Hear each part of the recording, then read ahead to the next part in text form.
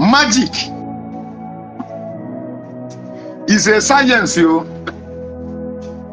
where you make impossibility, something that is not possible, you made it to be possible. Imane ebo nwanza lijulava wechelu chiga kamba. Obuna me kusi anka. Ndega aka akoba. Mile nwilo kedi kisi ekwiba. Mile nwilo kedi fine. Kedi bine. Onya gaji wagbage. No ogwu agbala agwo bụ magic. You are performing magic.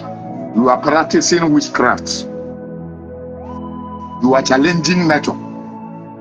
Whether you believe it or not, you cannot stop me from saying it. Ndị dị magia wee na-ekwu bụ ndị ntọ ya talụ n'omenala. So if you are entering tradition in the sense that you want to perform magic to solve all your problem, ịmarụ na ebo onye lele nkata wee gote enwe ibe ntukwu ka dị na bia, and you are creating more problem for yourself in order trying to use magic to solve your physical or spiritual problem. A spiritual problem is only made for spiritual sacrifice. You can only plead with a certain spirit.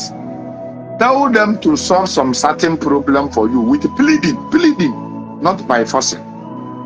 When you use charm, when you use Igbo science, we know it's Igbo science, we know. Wetembologo power, wetenka, willianka, ime magic oku apua, oku enwe n'elu, anwụrụ oku apua, Igbo mma n'ikuku mma ahụrụ, na akụrụ aka, mbobo na arụ dibia. After doing the whole thing, he's going to wait for you in the nearest future. Because it must backfire. Whether you believe it or not, it will backfire. It will backfire. I am not begging you to know. It will backfire. When you use magic to solve your problem, you are creating more problem in the future.